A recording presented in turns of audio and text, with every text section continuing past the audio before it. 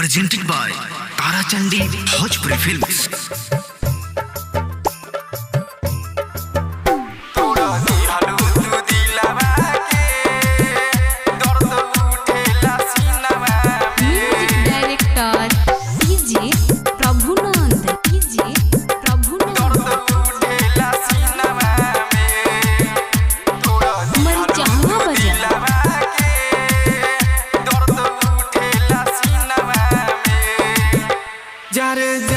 हर जाई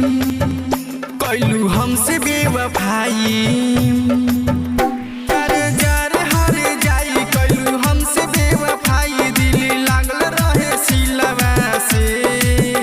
तोड़ दिहलू तू दिलवा के दर्द उठेला सीनवा में तोड़ दिहलू तू दिलवा के दर्द उठेला सीनवा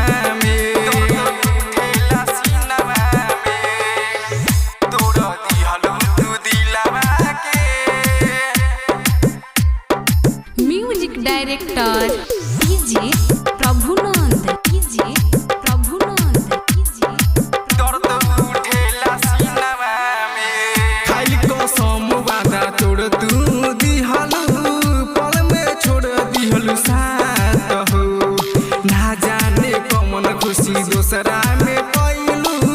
भैलू ओकरे हाथ हो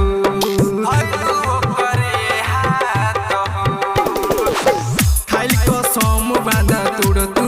दिहलू पल में छोड़ दिहलू साथ हो ना जाने कौन खुशी दूसरा में पैलू धैलू करे हाथ हो तोरा बिना जीना पाइब जहर खा के मर जाइब तोरा बिना जीना पाइब जहर खा के मर जाइब हमके ढाल देलू झीलवा तू दिलवा के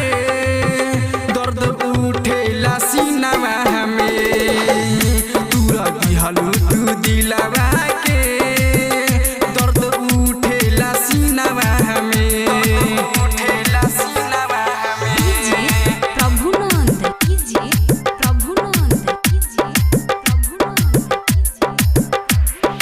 मरिचहवा बाजार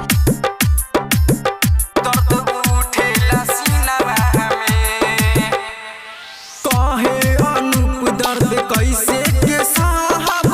कामना करती दवाई आशिकों सी हर जुदाई न सही कैसे याद तोर भुलाई कहे अनूप दर्द कैसे के साहब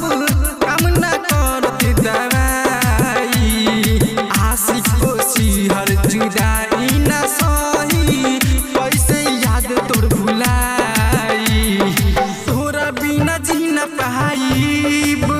जहर खा के मर जाइब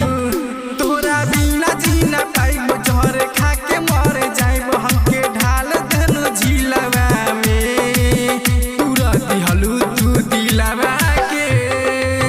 दर्द उठेला सीनवा में